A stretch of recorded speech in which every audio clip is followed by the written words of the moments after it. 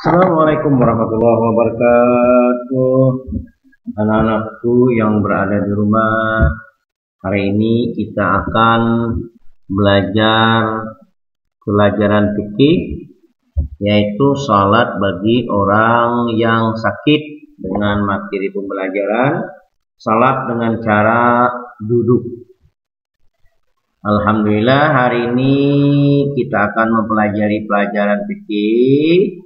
Namun sebelum Bapak menjelaskan, dan anak-anak juga perlu memperhatikan karena ini merupakan materi terakhir di semester ganjil ini, dan insya Allah ulangan akan dimulai nanti pada tanggal 3 ya. Nah, oleh karena itu pelajari fikih ya. Materi ini materi yang terakhir. Salat dalam keadaan sakit.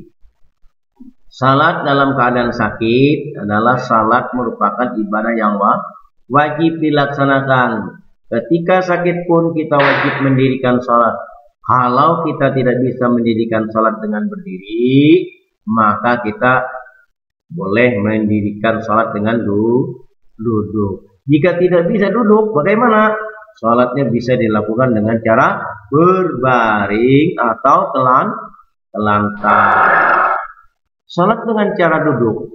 Yang pertama, tata cara salat sambil duduk. Kalau tidak dapat berdiri, salat boleh dikerjakan sambil duduk. Caranya, telapak kaki kanan berdirikan seperti saat duduk tasahud awal atau duduk iftirosh, duduk tahiyat awal.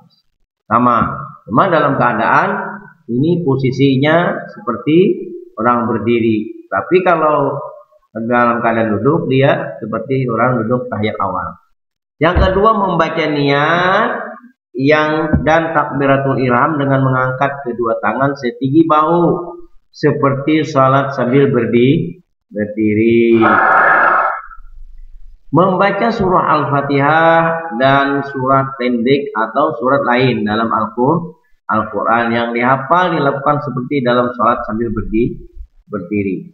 Rukuk dengan tu'maninah, cara duduk membungkukkan sedikit dan membaca doa rukuk. Kelima, i'tidal dengan tu'maninah, caranya dengan kembali ke posisi semula, yaitu duduk tengah dan membaca doa i'tidal.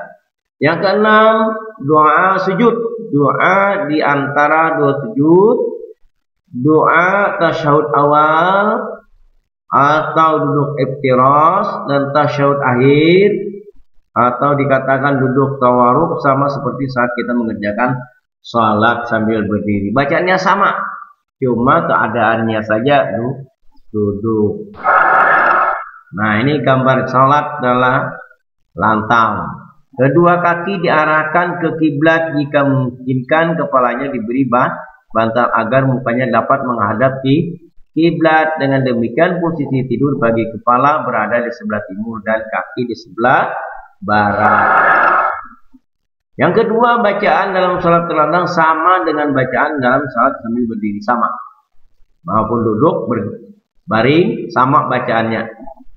Tidak ada perbedaan. Yang membedakan adalah dalam pelaksanaannya saja. Karena dia tidak bisa berdiri duduk. Kalaupun tidak bisa duduk, dia berbaring. Yang ketiga, gerakan dalam salat sama dengan gerakan salat sambil baring atau tidur. Apabila masih tidak dapat mengerjakan salat dengan cara telantang seperti atas, maka cukup dengan isyarat, baik dengan kepala maupun dengan mata. Jika semuanya tidak mungkin, maka salat boleh dikerjakan di dalam hati selama akal dan jiwa masih ada. Artinya kalau dia tidak bisa berdiri, boleh duduk. Bila tidak bisa duduk, bagaimana? Berbaring. Kalaupun tidak bisa berbaring, atau gimana caranya, dia mesti melaksanakan isyarat dalam hatinya. Tetapi seperti orang melaksanakan sholat, tapi hatinya yang diucapkan ya, karena tidak bisa bersuara lagi hati ya. Nah, itu tetap pelaksananya sama dengan sholat orang yang berdiri. Nah, ini gambarnya salat bagi orang yang sakit. Nih, duduk di kursi. Nih, kalau dia duduk di atas sejadah, sama seperti orang duduk yang awal. Nih, kalau dia sedang berbaring. Nih, kalau dia sedang berbaring ke kanan. Ini ke lantang ya. Syarat sholat dengan duduk adalah sebagai berikut: menghadap kiblat dan berniat sholat fardu sampai duduk. Nah, ini ya. Yang kedua, mengangkat kedua tangan takbiratul ihram dilanjutkan dengan membaca doa iftitah dan surah Al-Fatihah. Ini mengatakan Allahu Akbar. Ini sama seperti orang sholat yang berdiri tapi dia dalam keadaan duduk atau berbaring ya. Lanjut. Rukuk yang ketiga, rukuk dengan meletakkan tangan ke lutut dengan menundukkan kepala. Nah, ini tangannya.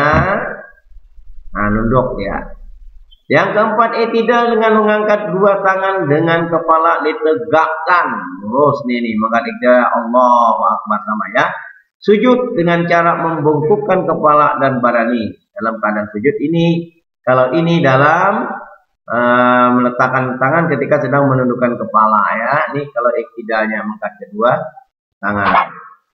Yang keenam, duduk tahiyatul awal atau akhir dilakukan semampunya. Dia tidak bisa karena dia dalam keadaan sakit. Salat diakhiri dengan salam, dia memenuhi ke kanan dan ke kiri.